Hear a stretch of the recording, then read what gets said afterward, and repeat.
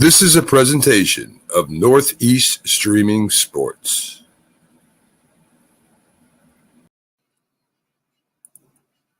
You're listening to TGI Sports Talk with your host Keith Angle on Northeast Streaming Sports.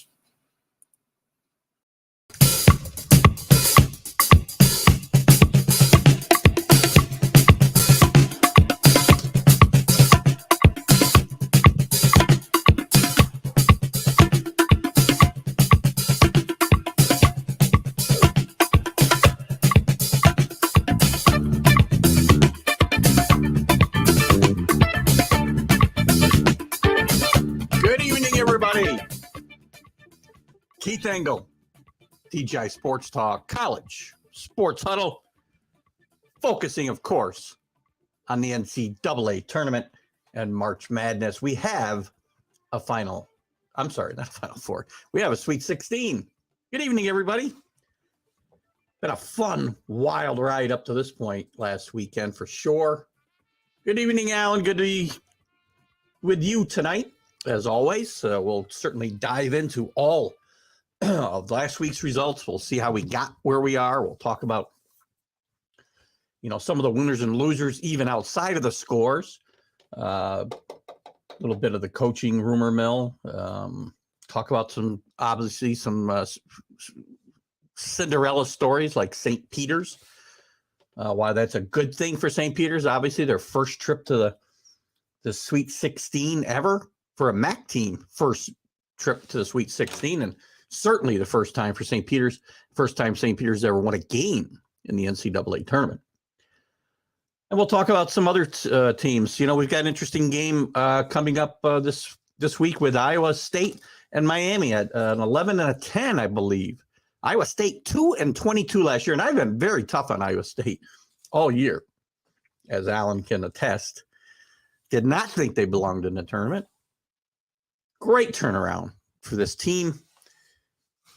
And we'll talk more about that as well. We'll talk a little bit, too, about the replay situation. The replay situation, as it is in all sports, and I think it may be worse in college basketball than any place else. These games in the final minutes just slow to a crawl. So we'll talk about some of that as well. What do you got here? Of course, Miami, Iowa State, Michigan, 4 double-digit seeds left. Agreed, Alan. You know what? I liked Miami going in here to win a couple games. So I'm not terribly surprised there. Very surprised by Michigan winning their second game. I thought they'd win their first game. And very surprised by Iowa State as well. A couple notes before we get started. We're obviously want to welcome all our viewers on Facebook and YouTube, Twitter. This show will air tomorrow. If you're watching on Roku, you're seeing it at noontime on Thursday. And we thank all the groups that will allow us to share this as well. And I want to say a shout out to my sometime co-host on this show, or certainly a significant contributor to this show and my Sunday shows, Mark Mancini. As I mentioned Sunday on the Stream of Consciousness show, Mark and his family lost his mother-in-law this past week, and we certainly send along our condolences to Mark and his family, and send along our best wishes there. Here we are, guys. Let's see what you got here, Alan, before I move on. Aside from Michigan, aside from St. Peter's, is the biggest surprise. I disagree, Alan. I will say it's Iowa State again, but I can give you that Michigan is a surprise. Nice rebound for Michigan and Coach Juwan Howard after, the very public situation he found himself in a few weeks back, going after Wisconsin with the Wisconsin coach, taking a swing at him. Again, that we're not going to rehash that whole situation, but right now I got this little going on. Sorry. Juwan Howard is, and I hope it's not a calculated thing, because I don't think it is. I don't think Juwan Howard's necessarily a bad guy by any means, but nice PR move for Juwan Howard in Michigan, with him seen consoling one of the distraught players. I'm trying to remember who the heck they played last weekend. Sorry. It seems like eons ago, doesn't it, that these games took place? Oh, yes, a distraught Tennessee player at the end of the game last weekend. And it was a nice sight, and it's really what college sports should be more about, is that scene that we saw at the end of that Tennessee Michigan game. It was a nice shot, and I do want to believe that was Juwan Howard at his best, and certainly not calculated. And I'm going to give him the benefit of the doubt on that. So, we are in full swing. We've got a final. I keep wanting to say Final Four already. We will have a Final Four at the end of this weekend, and we've got 16 teams vying for it. How'd they get there? Well, let's just look down the list of some of these teams.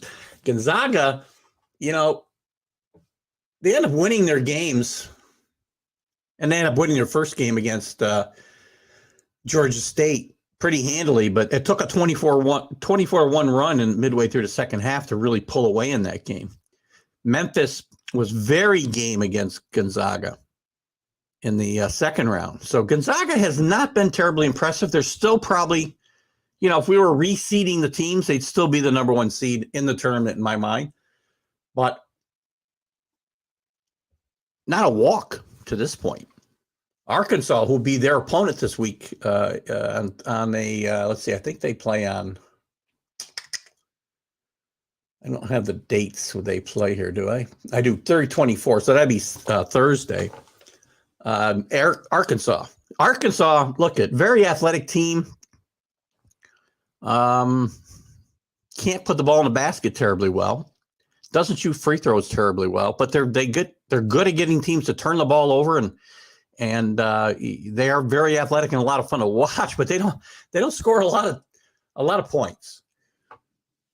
And it takes them a lot of baskets, a lot of shots to get those points on the board. So they struggled a bit, again, over two double-digit seeds to get this far in Vermont and New Mexico State. I said Vermont was going to give Arkansas a tussle.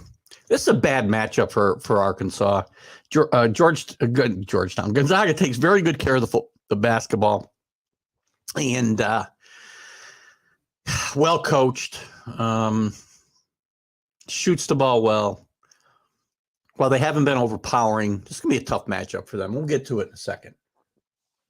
Who else surprises us? The Notre Dame Texas Tech. I would say Notre Dame surprises me.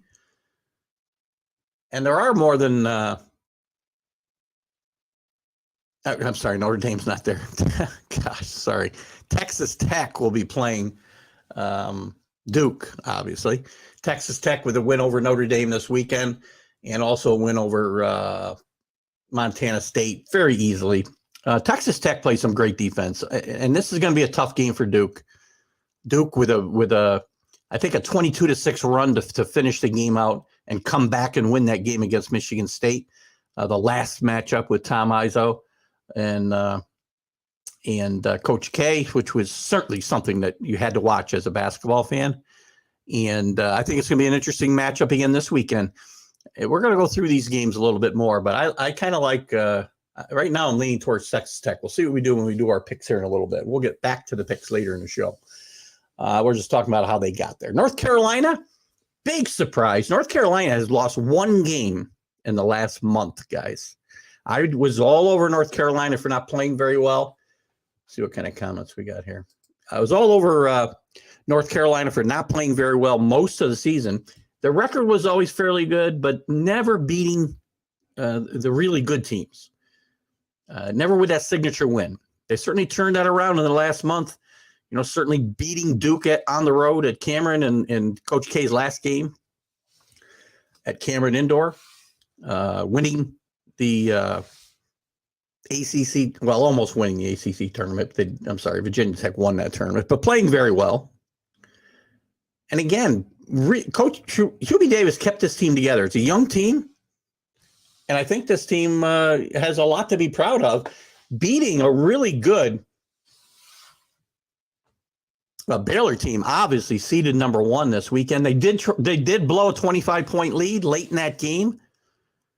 But again, the resiliency to hang on speaks loudly. Blowing a 25-point lead is not a good thing, but it speaks loudly to who this team is, that they were able to rebound. What's Alan got here? I know this isn't related, but how about St. Bonaventure being in the semifinal of the NIT?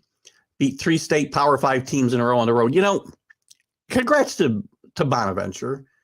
And congrats to Mike Vaccaro from the New York Post, one of our friends of the show, and St. Bonaventure alumni.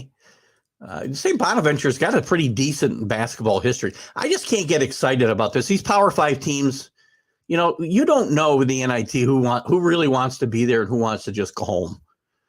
So this tournament's lost its luster as through the years. Hey, there was a time, Alan, you're a young guy, so you probably don't remember.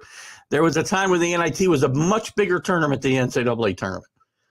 And even through the 70s, this tournament had some luster. You know, when the NCAA only had 24 teams invited and then 32. And then it started to lose its luster as it jumps to 48 and then 50, whatever it jumped to after that, and 64 and 68. And you got a watered down product. And it's fun for those fans, I suppose, especially teams like St. Bonaventure. But, you know, it's hard for me to get excited, but I will congratulate them. So North Carolina is going to play against UCLA. I'll tell you, UCLA, I said they could get on a run. I was very surprised, especially after they struggled in the first round against Akron, that UCLA, I thought very easily handled St. Mary's, who I had going to the Elite Eight.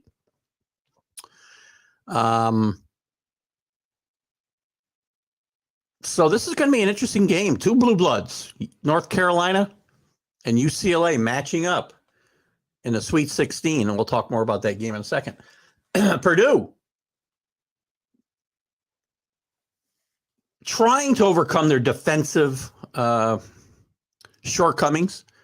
Those 2 big men, they got 2 guys over 7 foot tall guys that are playing great basketball. We're going to talk more about them as we go along. But a nice job by Purdue getting by Yale easily. And I think fairly easily handling Texas as well, winning the game by 10. I think it was Purdue was one of the more impressive teams in the tournament so far. And, of course, St. Peter's. I think this will be the end for St. Peter's. I don't think they can match up with Purdue. Those 2 big guys, you know, they've won 2 great games. All hats off to St. Peter's and what they've done here. Again, their first tournament win ever. First MAC team ever to get to the Sweet 16. They're unfortunately probably going to lose their coach, which we'll talk about some more in a moment. But I think this will be the end for them against Purdue, and we'll talk more about that. Arizona. Fairly easy ride, I think, to the Final Four. TCU gave them a pretty good run. I shouldn't say that. TCU actually gave them a really tough go of it in the Sweet 16. I know I actually liked TCU to win that game. I believe Allen did as well. But Arizona holds form and gets to the Sweet 16 to play Houston, who, again, I said was overrated. The computers all love Houston. And maybe I underestimated them. They handled the UAB fairly well, which UAB is a good basketball team this year, and I thought they were being a little lightly taken, and I liked UAB to upset them. They beat the number 4 ranked Illinois team, who is another team who just can't put the ball in the basket, and that's kind of a theme here. We're going to see that when we break down some of these individual teams. Tough going for some of these teams to get the ball in the basket. Illinois is lucky to win 1 game. They just barely got by Chattanooga. So not a great job, but I would say Bruce Underwood in Illinois is one of the bigger losers in this first 2 rounds of the tournament. Michigan, we've already talked about. Tough first half against Colorado State, came back strongly and won that game, kind of going away. And a nice win over Tennessee, a Tennessee team that I thought was underranked coming in. I thought they could have been a 2 for sure, even a borderline 1. And just a good showing by Michigan. Don't overlook them in this game against Villanova. I will like Villanova in this game, but Villanova handled Ohio State, who I wasn't a big fan of, as well as Delaware fairly easily. Villanova, deep, experienced, great coach with great tournament experience in Jay Wright. Very underrated coach in college basketball.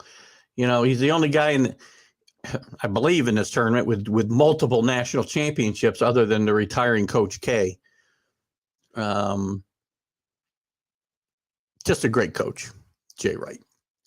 Kansas, who I thought had the easiest path to the Final Four. I did like Iowa to beat them and upset them, but that was more of a heart pick, I suppose.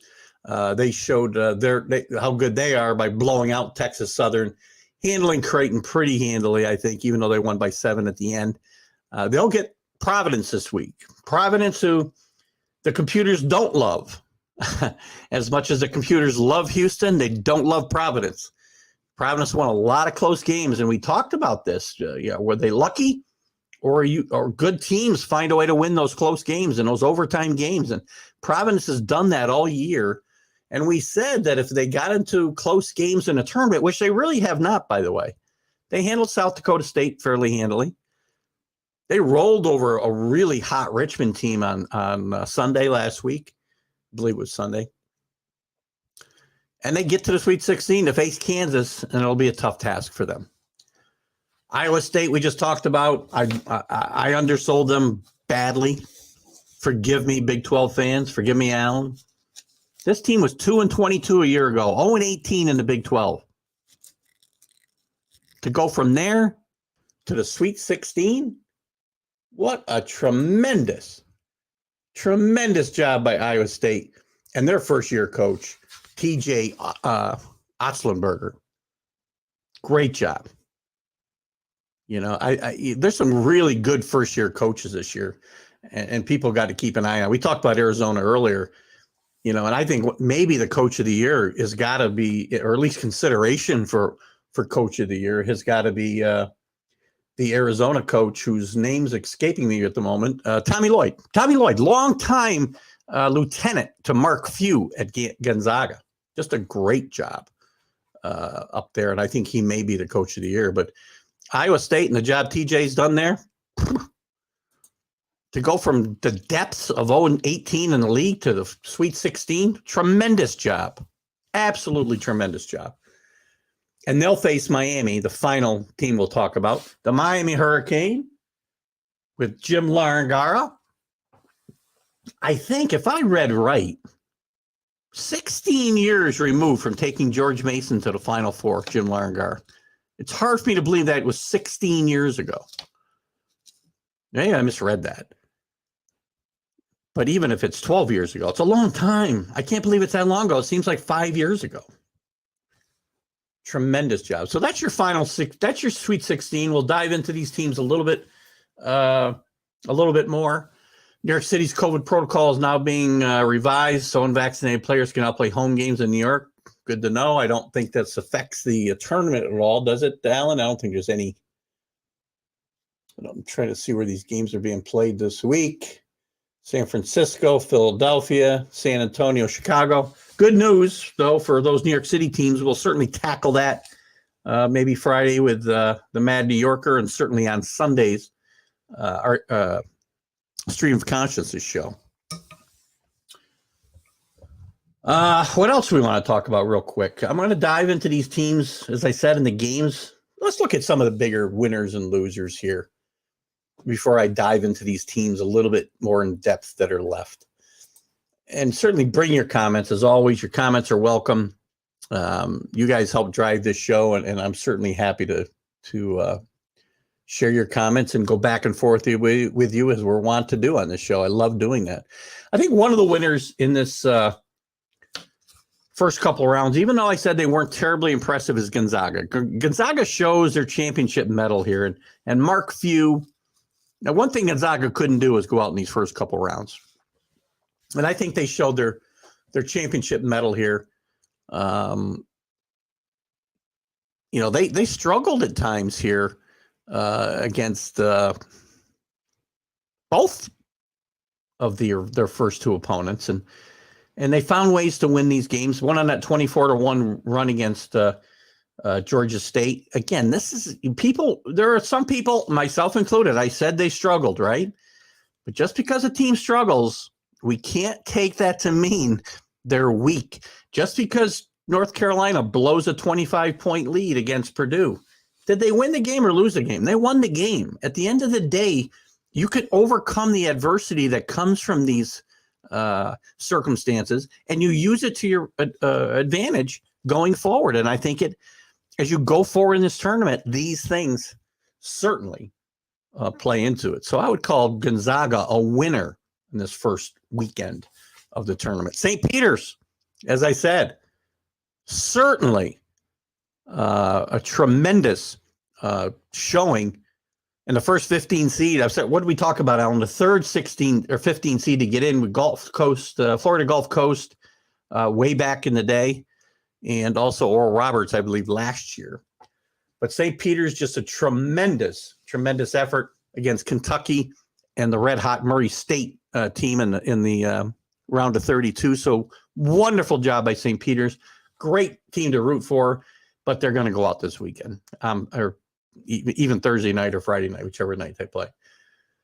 Houston, I would say, is a winner. And I would call Illinois a loser here if we want to talk about these two teams in the same breath. Kelvin Sampson, third straight year, I believe, in the Sweet 16 at Houston, and reviving that program, a program with a pretty good historical track record. Would we go back, obviously, in time to the Guy Lewis days and the old Southwest Conference? But he's done a great job getting to the Final Four last year, giving Baylor, I think he played Baylor in the semifinal, and giving them all they could handle. I really I overrated how overrated they were. I said the computers loved them, and some of the analytical stuff that an old guy like me doesn't like to buy into, said they were a good team, and the eye test was telling me they weren't. But they very impressively beat Illinois here in the second round. And Illinois, on the flip side of this, would be one of the losers in my mind of this first weekend. Not just losing the games, but Bruce Underwood and that program losing a little bit of credibility and whatnot, going for just a little of their cred going forward, because they should have done more. This team is talented. This team is deep, and I think they should have handled this Houston team last weekend, and they didn't even come close to doing that. Baylor, again, looking for back-to-back champions, which we don't get a lot, obviously, in college basketball. We don't. You've got to go all the way back to, where do we go back to? I'm not even sure who the last back-to-back champion was, right off the top of my head. But you don't get them every day, not since UCLA's dynasty died. But Baylor, again, injuries did them in. North Carolina, they fought valiantly as the defending champion, overcoming that 25-point deficit in the second half, forcing overtime. But at the end of the day,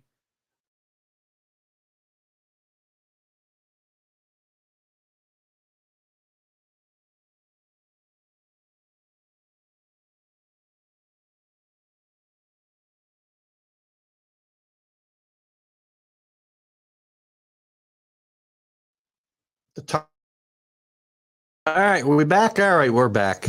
Sorry, guys, we've had some internet problems up here in the valley, down here in the valley, I guess, recently. So hopefully I wasn't gone too long.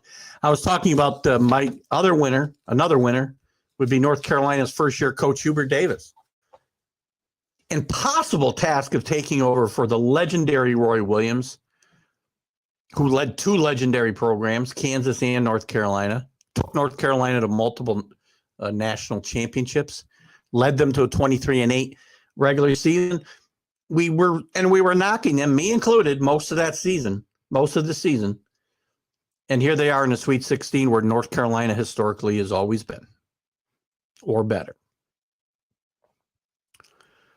And you can talk to me all you want about the fact that they tried to choke away a 25-point lead. Doesn't matter. At the end of the day, they won.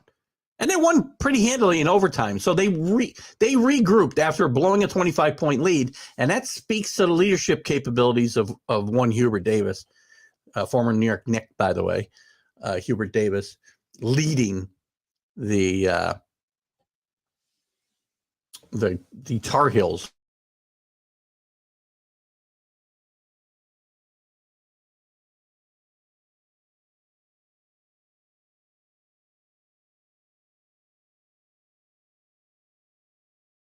Of North Carolina.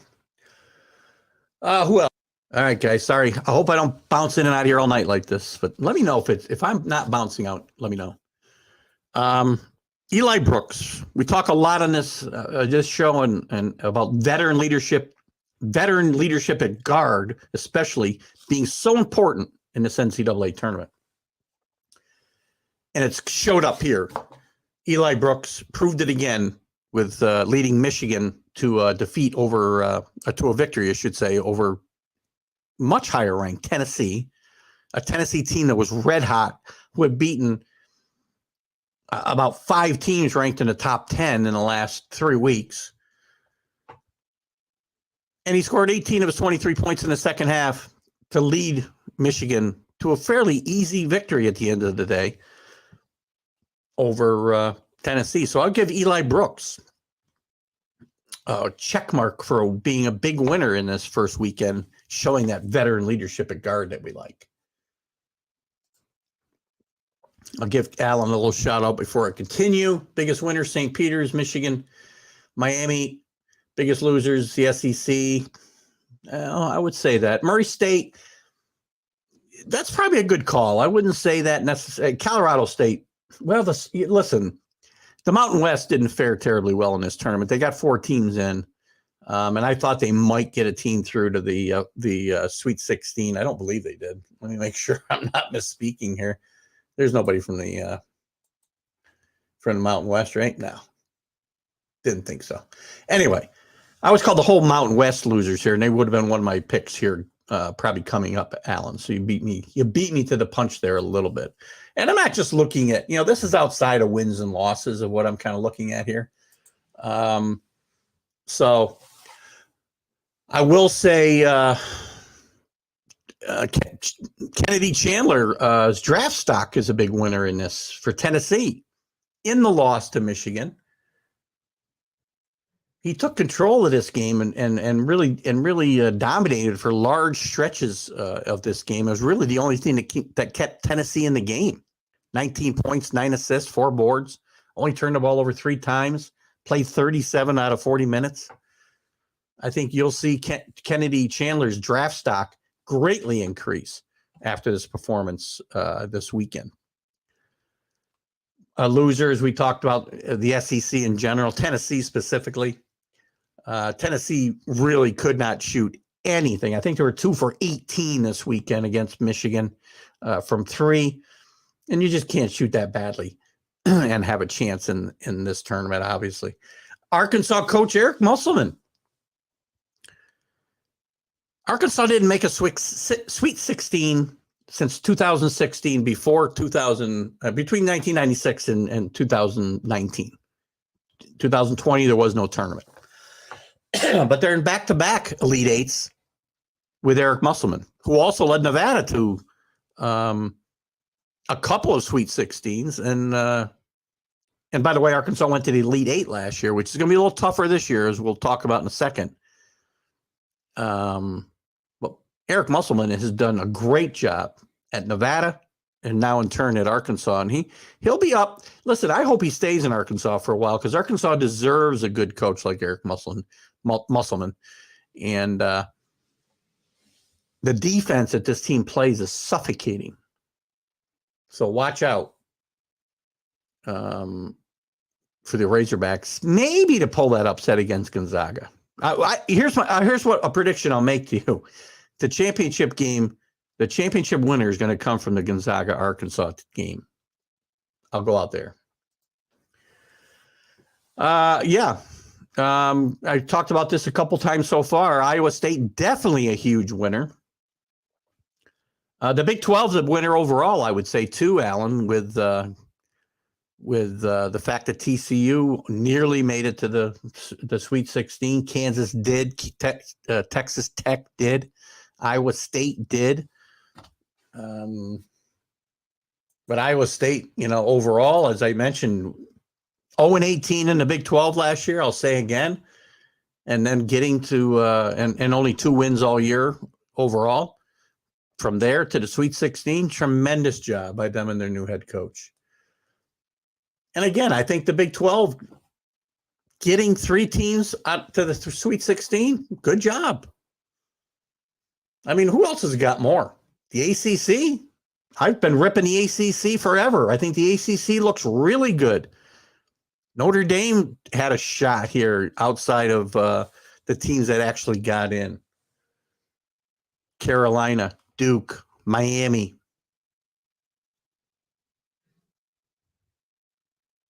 Who else? I guess that's it. But still, that's a good showing for a conference I wasn't sure was going to get even 3 bids for the longest time. They've got 3 teams in the Sweet 16. So put them in a winner's bracket. A little bit of a loser. It's hard to call Richmond after their little nice run a loser, but they've really flamed out in the round of 32 after beating Iowa pretty handily. I thought they just didn't show up against Providence and they go down. But I'll give them a weak loser bracket here. I'll give a winner's mark to Creighton's fight and determination. This is a team that looked like they were going to be out of it. And this was a team that didn't shoot well from 3-point range all year. 30%, I think they shot. But they hit 12 out of 28 against Kansas and gave them a decent game for most of the year after struggling in the first round and finding a way to win that first round game against San Diego State. They were behind most of this game, forced overtime, and found a way to win. So I'll give Creighton a little bit of a kudo for showing some toughness and resiliency. Didn't end up getting them to the Sweet 16, but you know what? All the winners aren't the teams that are still playing. Remy Martin. We don't know what you're getting with Remy Martin in Kansas from night in and night out. They've got him coming off the bench most of the time now, and the good Remy Martin has shown up so far in this tournament, especially the win over Creighton with 20 points in that victory. He's got 35 points and shot 13 of 22 in these first 2 games. So we'll give a step up to Remy Martin. By the way, my favorite cognac, Remy Martin. I don't think it's the same guy. What are my other? That's kind of who I had. If we, Coach K, I think is a big winner here to get to the Sweet 16 in his final year. I know Duke isn't satisfied with that, but it's nice to see him play on the second weekend at least. I think he's going to have a tough time against Texas Tech on Thursday night or whichever night they play. But I think, again, it was important for Coach K to get this far. So let's give him props. Let's look back at the bracket.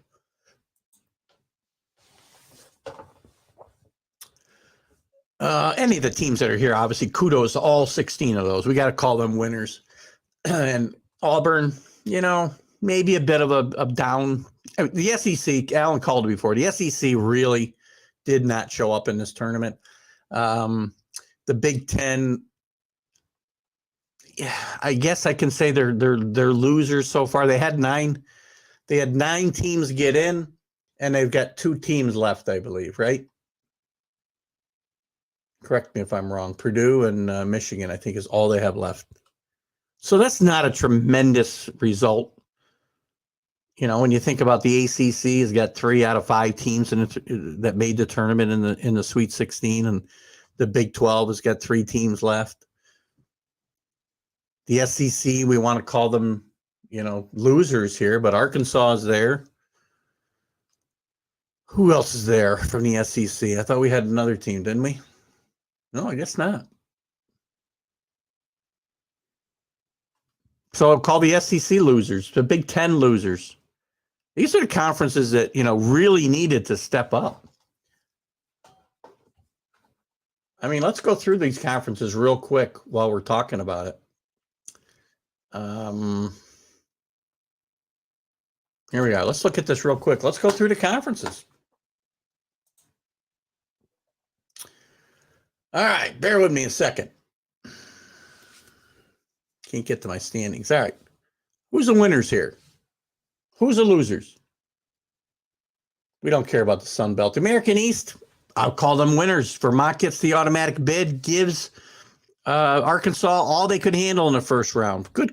Good performance by Vermont in this tournament. Anytime you get a league like, again, the American East or the MAC, who, again, got their first Sweet 16 entry ever in St. Peter's. We'll talk about that in a second. The American Conference, the American Athletic Conference, you know, Houston, I say they're winners. Not a great season for them overall, but Houston is now in the Sweet 16 for the 3rd straight year. Memphis played very well and gave Gonzaga all they could handle in the round of 32. So that league, I would say, comes out ahead. Not a good performance for the A-10. Richmond, as we said, did get a big win over Iowa in the first round, but Davidson goes down to Michigan State in the first round. I had Davidson winning two games. I had them beating Duke in the round of 32. I thought we'd get a better performance out of Davidson here, and Richmond, it really flamed out in the round of 32. So can't give them props, but I will give props to the ACC, who I really ripped all year long. And really good. They've got Duke. They've got North Carolina. They've got Miami. All in the Sweet 16. Good performance by Notre Dame, who was one of the last teams to get in this tournament. So overall, a good performance out of the ACC here. The Big 12, Kansas is there. Texas Tech is there. Iowa State is there. Again, I did not think belonged, but great job by them and kudos to them. TCU gave Arizona a tough fight the entire night and just missed getting to the Sweet 16. Texas is a bit of a disappointment. Baylor a bit of a disappointment. But overall, I'll give the Big Ten a thumbs up. The Big East, Providence is alive. Villanova is alive. Creighton, as I said before, fought hard. But big thumbs down to UConn. Big thumbs down to Seton Hall, which we'll talk about more in a second.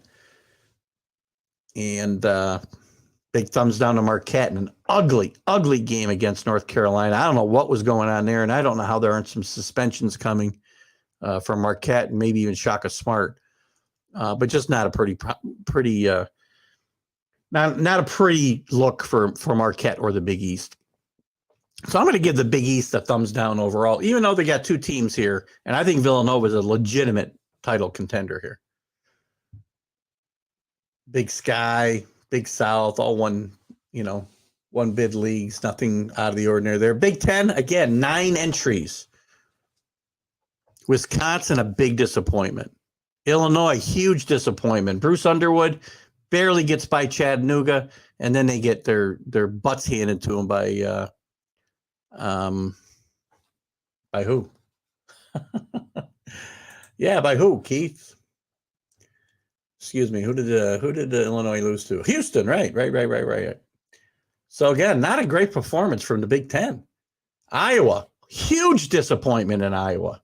Trey McCafferty does it again. Hottest team, one of the hottest teams in the country coming in, rolled through the Big Ten tournament, rolled through the second half of the season. Really, really working on all cylinders on offense. And they come up a stinker against Richmond. Rutgers out early. Ohio State, Michigan State, all out in the second round. By the second round, Indiana out in the first four. You still got Michigan alive. You still got Purdue alive. Thumbs down to the Big Ten. Big West. These are all one tournament, one bid leagues. Not really going to get excited or not excited about any of them. The Metro Atlantic, the MAC, thumbs up. St. Peter's, we thought Iona was the class of this league. Who knew what St. Peter's had in them? Tremendous showing by the St. Peter's Peacocks. Led by several really good players, by the way, including Matthew Lee, the point guard from I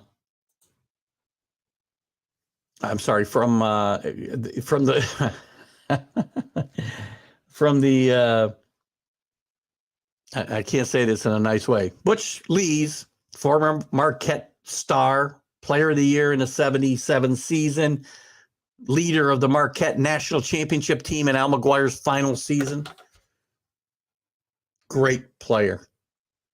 Daryl Banks, nice player. We'll talk about Doug Edhart in a second. I was looking for another guy. Nadifo, tremendous player. All these guys, tremendous players.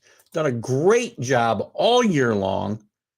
And my hat goes off to these guys, along with they're cool as a cucumber coach, Shaheen Holloway, who's going to be the next coach at Seton Hall. We'll talk about more about that in a second.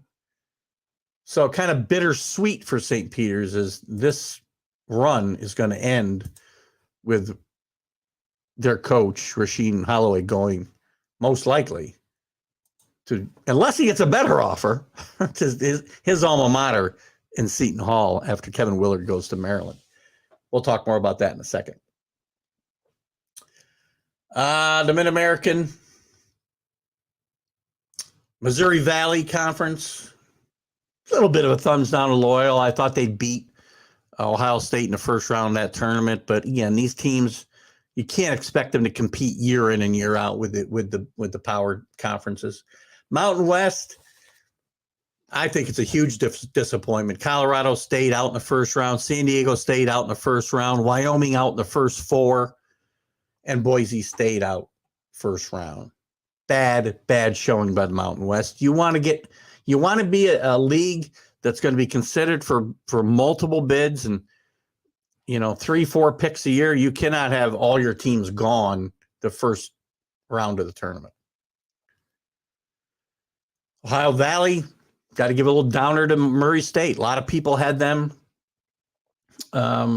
making a run deep in this tournament, potentially. A very live sleeper. But they go out, they get a break with Kentucky losing in the first round, and they can't take advantage of it, and they lose to this very scrappy St. Peter's team that we talked about. Pac-12, well, they've got Arizona and UCLA alive. They only had 3 bids. USC was, again, never in their game, I don't think, against Miami. Overmatched. Jim Largar's team plays very good defense. They don't turn the ball over. Again, a team that has a little bit of trouble putting the ball in a basket from time to time, but this is a team to watch out for here and may be in an Elite Eight. If I pick against Iowa State again, we'll see how that goes.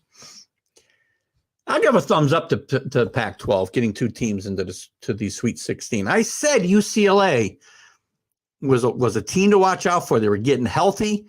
They were playing really good basketball the last couple of weeks of the season into the Pac-12 tournament, even though they did not win that tournament. Again, Nick Cronin has that team moving forward.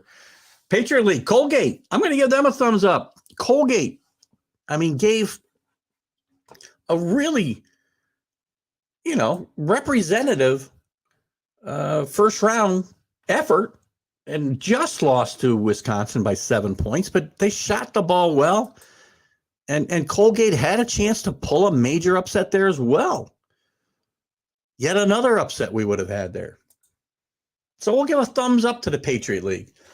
The Southeast Conference, again, Auburn out after being ranked 1 or 2 most of the year and falling back in the last few weeks. Auburn goes out fairly meekly in the second round. Tennessee gets beat up by Michigan. Kentucky out in the first round against St. Peter's. Arkansas, kudos to them. They're in the Sweet 16, and I'll say it again. I think the winner of this tournament is going to come from the Arkansas-Gonzaga game this week. What else did we have there? South Carolina, they didn't get in. LSU, with Will Wade and all the nonsense surrounding this program, this didn't have a chance. Alabama out in the first round. Not a good performance by the SEC, but congratulations to Arkansas being in the Sweet 16, the only team from the SEC. These are all one-bid conferences. Who else do we want to give kudos to? I guess that's about it for now. Oh, let's talk about the West Coast Conference. I'm going to give them like a thumb sideways. Gonzaga is the favorite to win the tournament, but I thought St. Mary's was a live sleeper, and they got handled too easily by UCLA. I thought I had St. Mary's getting to the Elite Eight and losing there.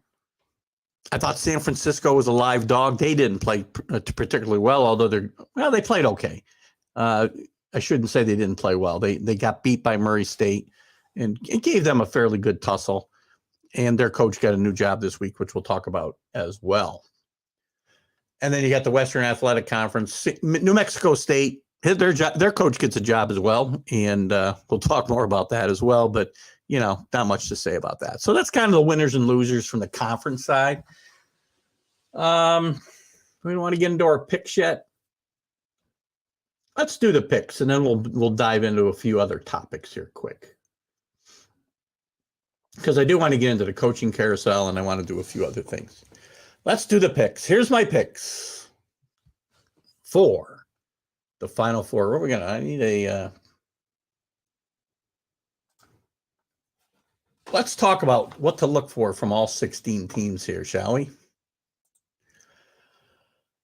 Arizona. Arizona's the second tallest team in the country. The roster's filled with slick, explosive players. How they got there is up for discussion. This team's still under investigation by the FBI. And as I said, their first-year coach has done a great job keeping this team on an even keel and playing really good basketball, holding off a really game TCU game. The question is going to be, can they protect that defensive glass? Arizona's is 15th in the country in offensive rebounding. So I think this team is going to play very good basketball this weekend, or I should say in the coming, either tomorrow, what day are they playing? They're playing at 3:24. They're playing tomorrow against Houston. I think Arizona's got enough to hold Houston. Houston's a good offensive rebounding team as well. Houston, a team that is very athletic, plays good defense. But I think this is going to be a very close game, and I like Arizona to win this game. I'd like to see Arizona win this game as well. So this we're going to say who we like to win, who we think will win, okay? Michigan against Villanova, also tomorrow. These games are in San Antonio, Texas. We already talked about Michigan. Probably already redeemed themselves for a fairly poor regular season, bouncing back nicely. wading through the Juwan Howard controversy to get to the Sweet 16 and beat one of the better teams in the country in Tennessee doing it. But I think it comes to an end against Villanova. And I do want to, I would like to see Villanova win, and I do think Villanova will win. Jay Wright, again, tournament tested coach, really, really a good, strong backcourt and a veteran team. Villanova, here's the thing you got to think about. In this era of one and done players, Villanova does a great job of bringing in kids who are talented, but also not quite good enough to get out of here in a year or two. They're sticking around, most of them, and some of them come through the transfer portal, but they do a great job of getting kids to come in and stay there. And Jay Wright, as I said, one of the most underrated coaches in the country in my mind, 2 national championships since 2016. Well done by Jay Wright. I think Jay Wright and Villanova will beat Michigan in this game. We got a comment here. Welcome, Anthony. I see you have showed up. You see I do see a number 1 seed fall this weekend as well. Arizona, I think I just picked I just picked them to win. So we'll get to that. I do think, let's see, I definitely have number 1s going down this weekend. So we'll get into that, but welcome. Oh, tomorrow. Well, there's only, how many are playing tomorrow, Anthony? So the number 1 seed's playing tomorrow, Gonzaga, Arizona, and that's it. So listen, I will tell you, we're going to get to the Gonzaga game in a second. Actually, we'll get to it right now. Gonzaga against Arkansas tomorrow from San Francisco. This game is a matchup of, again, a very well-coached Gonzaga team who takes care of the basketball against a defensive-minded, trapping, ball-stealing team in Arkansas. Eric Musselman has them play with reckless abandon. And I think, as I said a minute ago, I don't know if you were here, Anthony, but I said I think that the national championship is being played in this game tomorrow.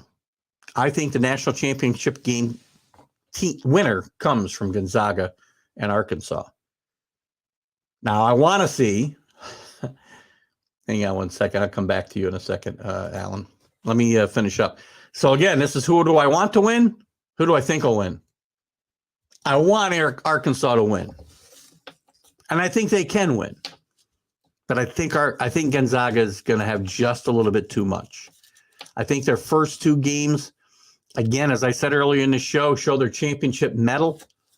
And I think that this team now is poised to probably win their first national championship. And if they should get upset by Arkansas, that will springboard Arkansas to the national championship. I'll get back to your picks here in a second, Al. Let me finish up tomorrow's games, and then I'll come to your comments. The other game tomorrow night, Texas Tech, the number 3 seed in the West against the number 2 seed, Duke. Duke riding an emotional high. Every game might be Coach K's last game. Last Sunday looked like Coach K's last game as Michigan State seemed to have this game in hand before Duke went on a 22-6 run to end the game. Big emotional victory for this team, the type of game that could propel this team into the Final Four and maybe beyond, who knows. But they're running into a strong Texas Tech team who faded a little bit in the regular season and the Big 12 tournament, but plays great defense. There was a lot of talk about their Coach Beard leaving and going to Texas. But this team got left in very, very good hands. In the hands of 64-year-old Mark Adams. Plays great defense, tenacious defense. And I think that's going to be trouble for Duke. Duke's not a seasoned team. I think since you guys have put all your picks up, I think I'm going to do all my picks, and I'll get to your comments. So keep commenting if you want on what I'm talking about or what you want to add. But I'll go to your picks in a second here, Alan and Anthony. I know I see yours, but I think Texas Tech is going to be too much defense for this Duke team. I want to see Duke win. Who do I want to win? Duke. I want to see Coach K continue this ride. I don't want to see this career end. You know, Duke's a polarizing program. People love them or people hate them. They're like the Dallas Cowboys. They're like the New England Patriots. You know, you can think of a teams in every sport that the sport is better when Duke is good. The sport wasn't as good last year without Duke being good. Also Kentucky and North Carolina. But I don't want to see this run end. You're never going to see something like this again. When Coach K retires and then Jim Boeheim retires at Syracuse, they're not going to see 40-year careers at a school ever again, I don't think. So I want Duke to win, but I think Texas Tech will win. Let's move to Friday's games, and I'll get to your guys' conferences. UCLA and North Carolina. North Carolina done a great job. One of the hotter teams. You know, we talked about Tennessee. We talked about Arkansas. We talked about Purdue and Iowa and all these hot teams coming into the tournament. But North Carolina's lost one game in a month, I believe. They get to UCLA, who I said was going to be very tough. Very tough. If they got healthy. And they did get healthy in the last couple of weeks of the season, and they've been playing really good basketball since, only losing to Arizona in the semifinals, I think, or the finals. I can't remember now. The Pac-12 tournament, probably the final. I want to see UCLA win, and I think UCLA will win this game.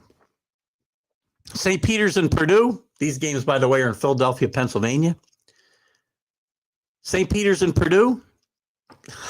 Look, I want the Peacocks run to continue. I would love to see them make the Elite Eight. I'd love to see them find a way to the Final Four.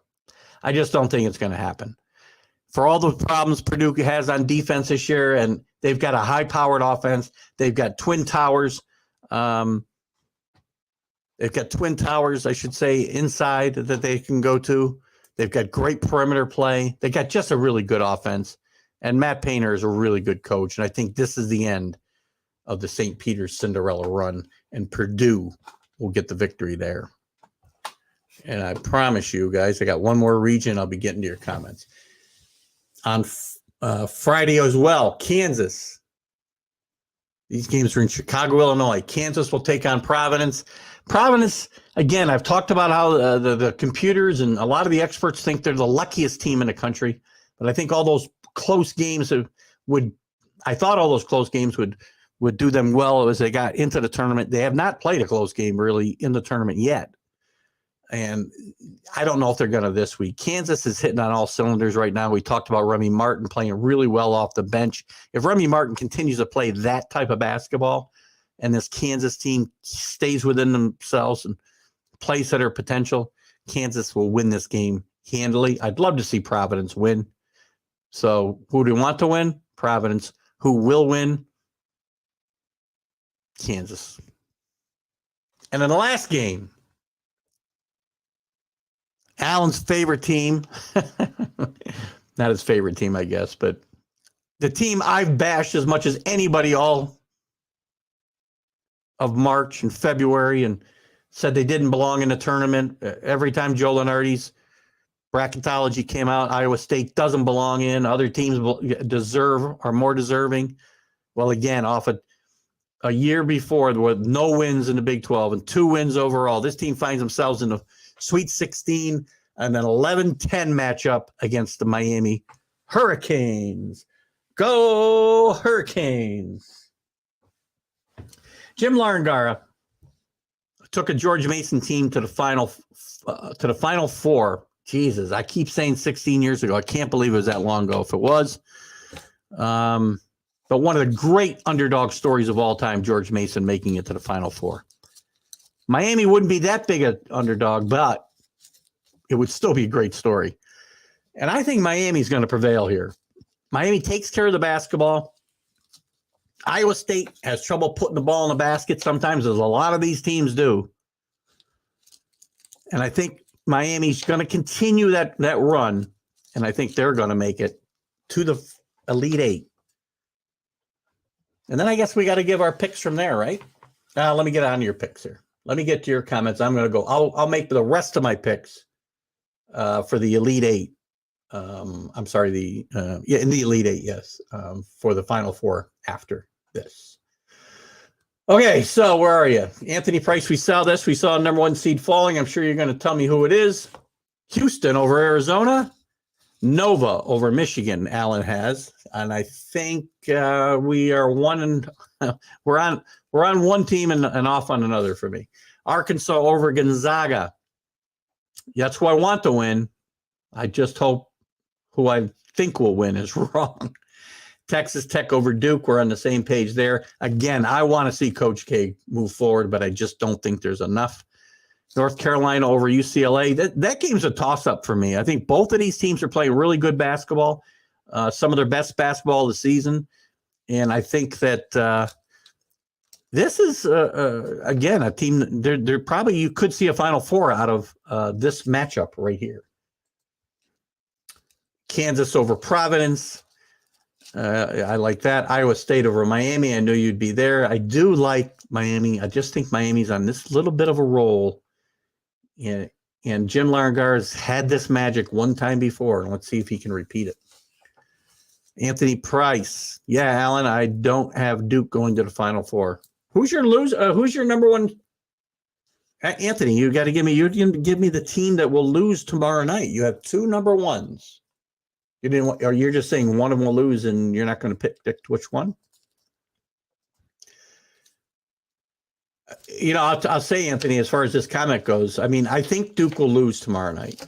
I would love nothing more as a college basketball fan and a sports fan in general to see Coach K go to the Final Four in this last hurrah. I really would. It'd be great for the sport. It'd be great to watch. It'd be great television.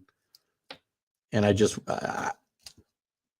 the emotional win that they had, that comeback over Michigan State in the final minutes Sunday, I think it could give them that momentum that they need. The Ohio State game was embarrassing for sure. What are we talking about? Villanova, Ohio State's Ohio State's been embarrassing for weeks now. Allen's got Houston over Nova, Arkansas over Tech, North Carolina over Purdue, Kansas over Ohio State. There's his Final Four. Your pick was whoever, as long as Kansas wins that championship. I may give you an upset here that you will not like. I got to think about it. It's going to be the last game I pick here now as I go and pick the Final Four, the winners of the Elite Eight. Again, I will give you a team I think I want to win and the team I think will win. Drum roll, please. Oh, hold on.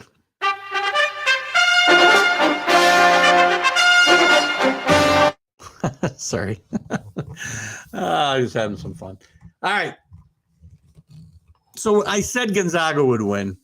I said Texas Tech would win. I want the other team to win on both sides.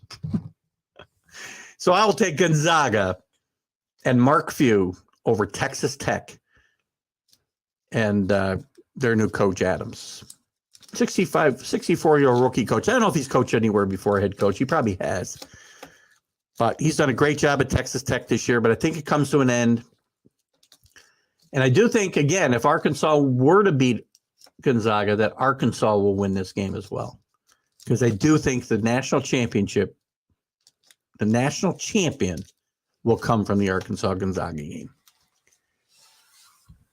So I'm going to take Gonzaga to the Final Four, which we'll obviously talk more about the Final Four all next Wednesday night.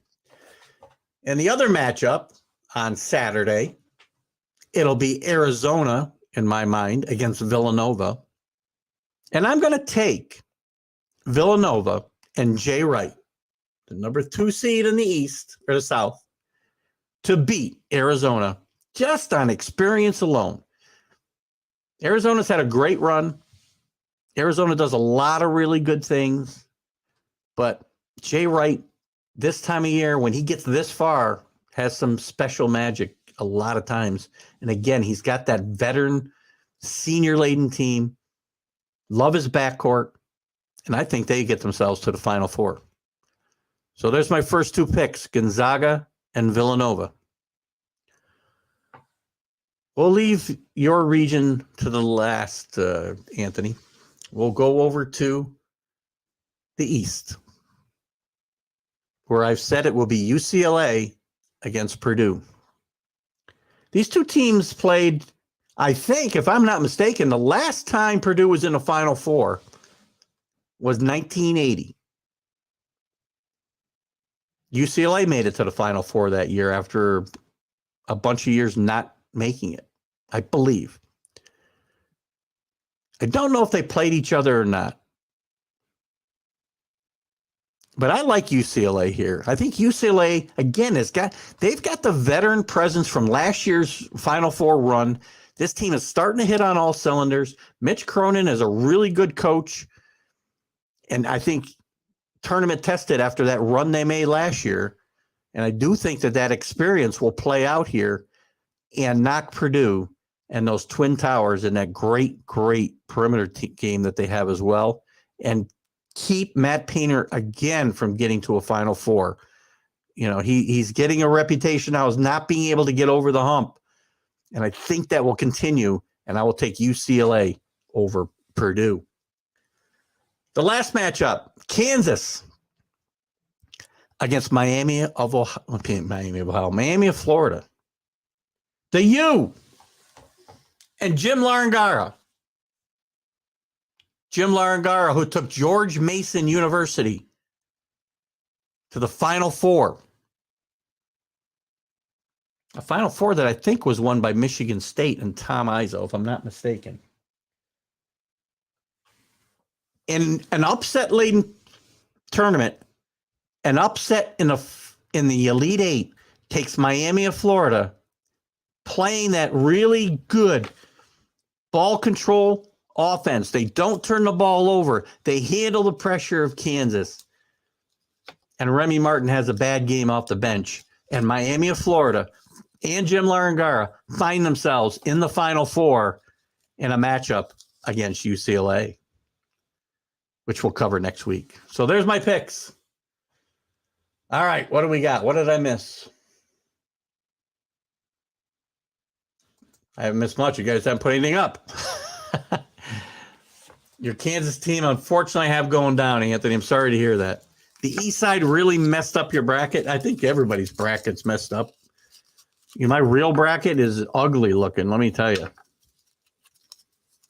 Everybody's bracket's gone. What'd you see? Who's East? Who did I actually have coming out of this bracket originally? I think I had Purdue. And now I've changed my pick to UCLA after watching the first two games of this tournament. I really think that that's what we're going to see here.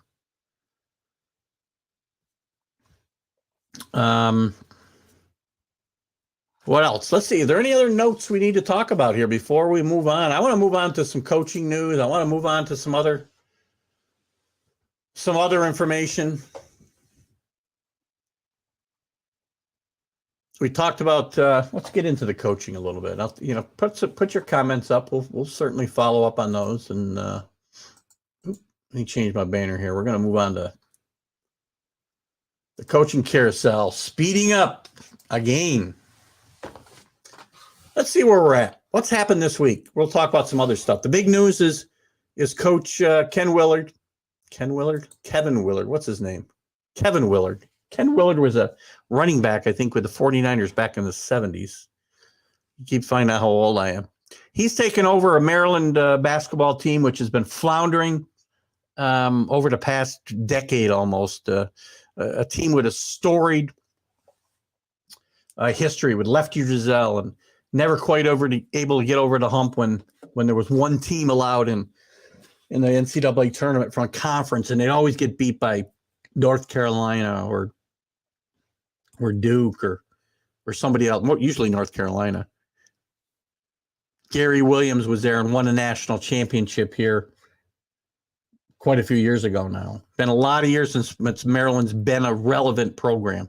Ken Willard will leave Seton Hall and look to take that over and restore the glory there. Now, the downside of that all is, and we'll put this up here. Well, I'll just leave it. I won't even put the banner up because it's going to depress St. Peter's fans. The downside of this is the fact that with Willard leaving Seton Hall,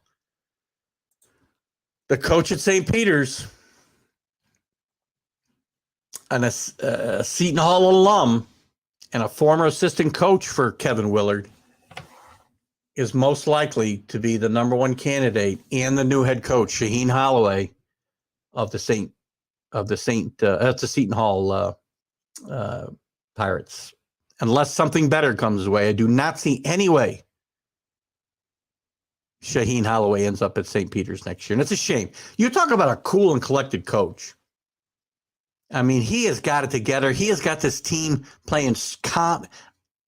It would be a shock to see them win this game against Purdue, but it's not out of the realm of possibility. This guy is as cool a customer as you will ever see on the sideline. I just still remember watching his post-game interview against after they'd beaten Kentucky. And they talked about, you don't ever seem, nervous, and he goes, it's basketball. This guy has seen a lot of things in his life, and he knows this is just a basketball game. It's an important basketball game and important to a lot of people. But this guy is as cool as they come, and Seton Hall will be very, very fortunate to get him as their head coach. And it's a shame it's for St. Peter's that they will lose him. Anthony had Baylor and UK. We were all in a boat there, man. As Maryland got, as we said just now, Kevin Willard is the new head coach at Maryland, and I think Kevin Willard will do well. It may take a little bit of work, and playing in the Big Ten is not an easy task, man.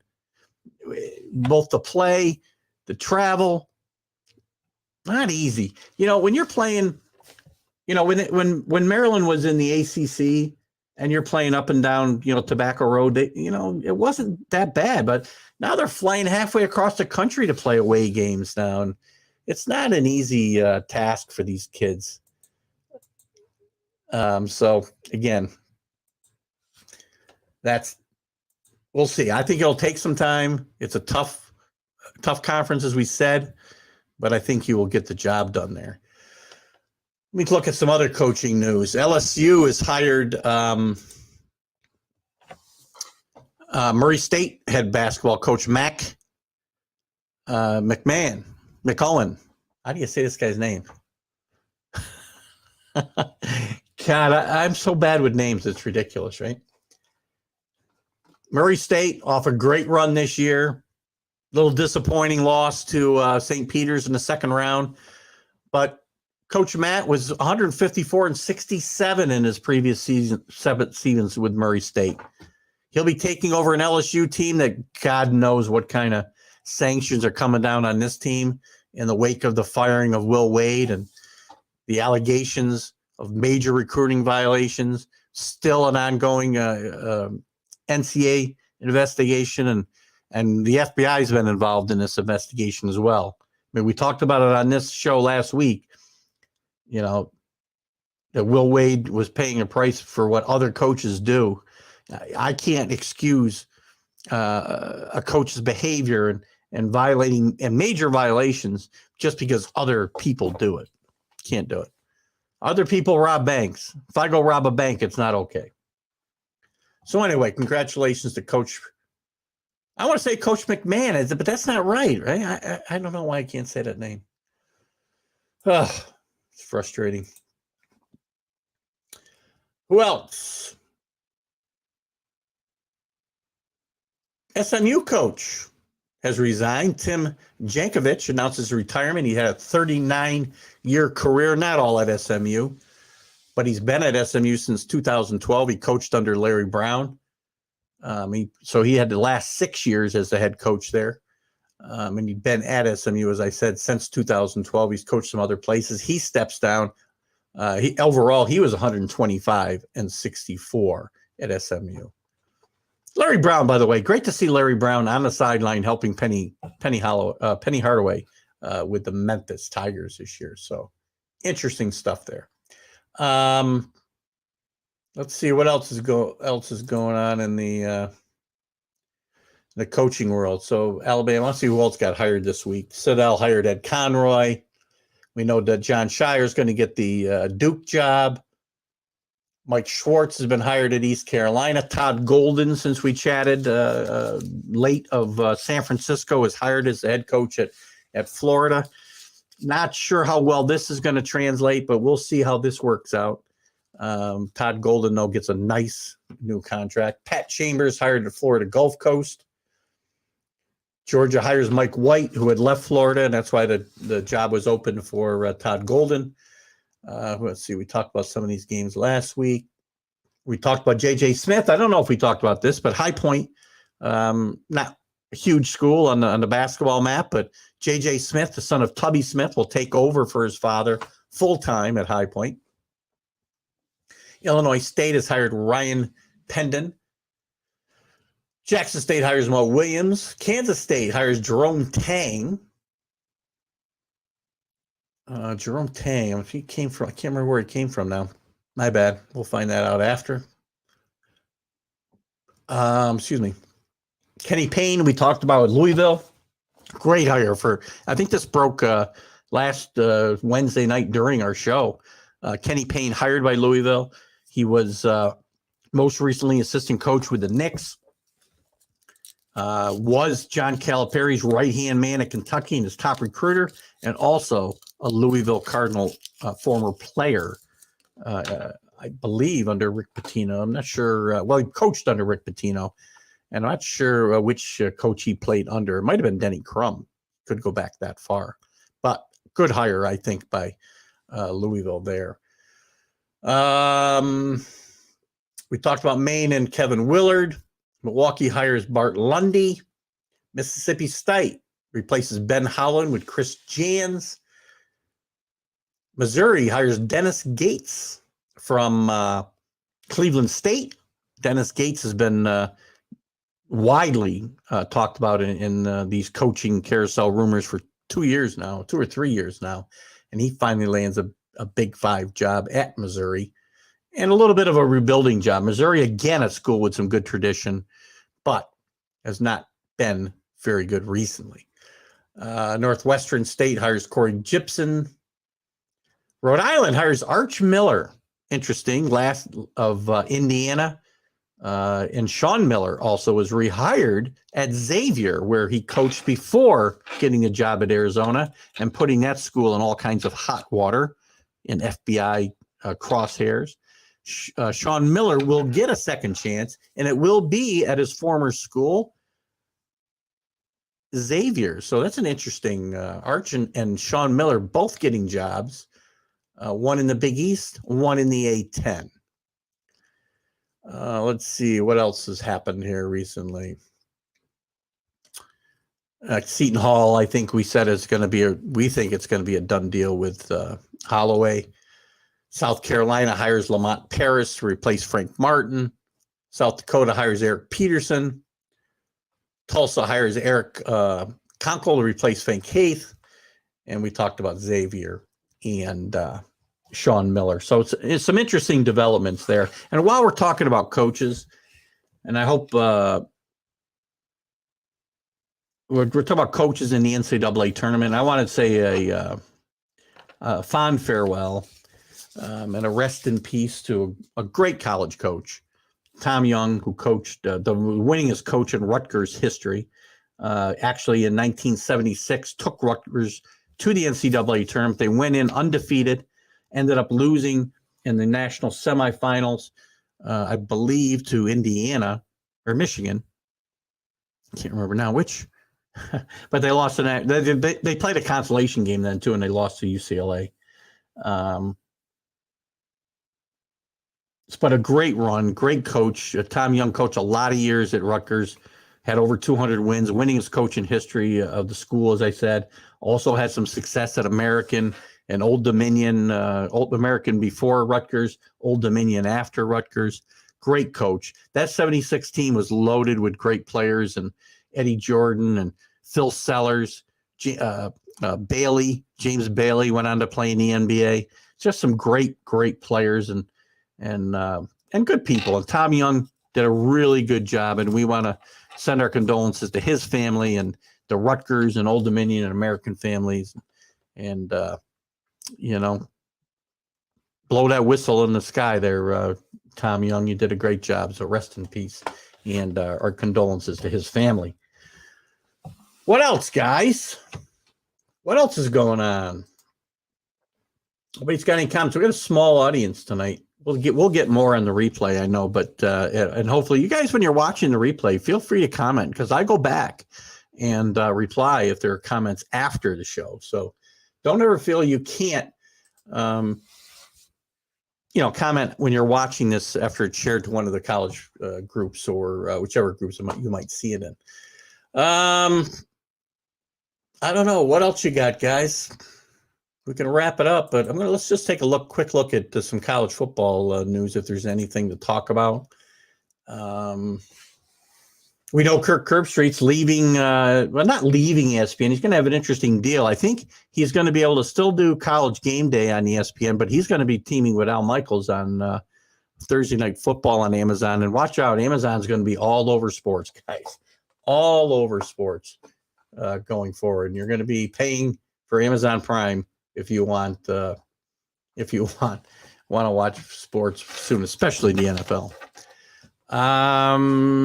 Let's see, Alan, I thought you did this already. North Carolina over Arkansas, Kansas over Houston, and you don't have to give me the Final Four, but since you have, you can change it next week, because we've got another week to chat about the Final Four games. But you've got Kansas beating UNC. Well, Anthony ought to be happy about that. I'm going to reserve I'll reserve my picks for the Final Four, but I have told you definitively, I do believe the winner of this tournament will come from the Arkansas-Gonzaga game on Thursday night. We'll see how close I am. Oh, my gosh. So anyway, what else? Not a lot going on in the world of college football right now, so it's kind of quiet. We'll be diving head first into that very soon as we wrap up the college season here in the next week. We'll be sad to see it go, but we'll be jumping again headlong into some college football. We'll have some of our usual characters on, and Jim Behringer, and we'll have Larry Sorensen on from Wake Forest to talk about the ACC spring maybe here in a little bit, and what Wake Forest is looking for heading into the spring and eventually the season. We're going to have Larry on, hopefully, I think, to talk some baseball too on the Sunday show soon. I got to get in touch with Larry and get him on. We want to talk about what he thinks about the recent lockout and all that. What else? Texas Tech head coach Matt Wells is joining Brent Venables' staff at Oklahoma. Texas lands a commitment from a 5-star quarterback of the name of Nico. Here we go again. Malavia. Help me out there, Alan. You're the guy with the names. Virginia Tech lands Nebraska transfer Payne. Quarterback Emory Jones enters the transfer portal. Not a shocking development there, I don't think. A little bit shocking in the timing, as it's just days before the start of spring practice. What else is going on we can talk about? Here's a couple of, we got time here? Yeah, I want to dive into this. A couple of things. That I think are going to be interesting to watch as we head into spring practices and what. Tennessee, who had a bit of a revival last year, played well late in the season in the SEC. They got a ways to go, but I think this team is going to be on the come for a while here in the SEC, and this SEC is going to be a monster going forward. When obviously not only Alabama and Georgia always going to be strong, Florida will rebound, I think, under their new coach. But you got it. Mississippi's going to be strong as long as Lane Kiffin is there. I'm sure of it. You've got Coach Kelly coming into LSU. You've got Tennessee, much improved. And I'm leaving some schools out probably, but this league is just, and you obviously got Oklahoma and Texas joining it in a couple of years. It's going to be very, very interesting to see what happens there. I'm looking at some of the questions that I've had sent to me recently. So,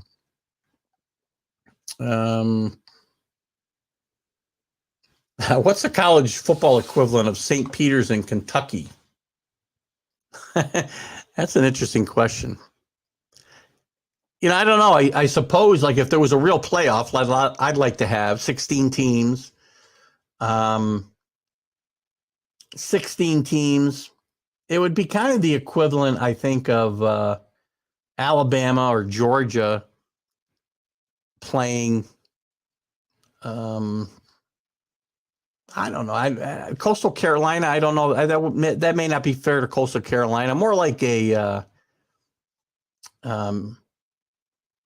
maybe a Texas San Antonio, somebody like that, winning one of those leagues and getting into the playoff and actually shocking Alabama or Georgia or somebody like that.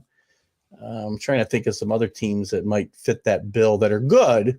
They'd have to have a realistic chance to win, right? But, you know, I think there's a number of teams that you could throw in there. Bowling Green or Toledo or one of these teams from the MAC, let's say, Buffalo. Some teams that have had really good years. San Jose State. Those are some of the teams that come to mind as I think about somebody, you know, a David beating a Goliath. It's going to be much harder to do in football than it will be in basketball. I can guarantee you that right now. Urban Meyer in the news again this week. And what more? And again, I think Urban Meyer's done coaching. I know a lot of people are clamoring for him to come to their school and get back into major college football. But the more you read about the dysfunction that was going on in Jacksonville and how awful the experience was for both players and coaches under Urban Meyer, and the more these stories creep out, I just don't think you're going to see Urban Meyer get a major college coaching job again. Just don't think it's going to happen. So just some odds and ends that, you know, are popping into my head as we're thinking about it. What else? I'm just looking through some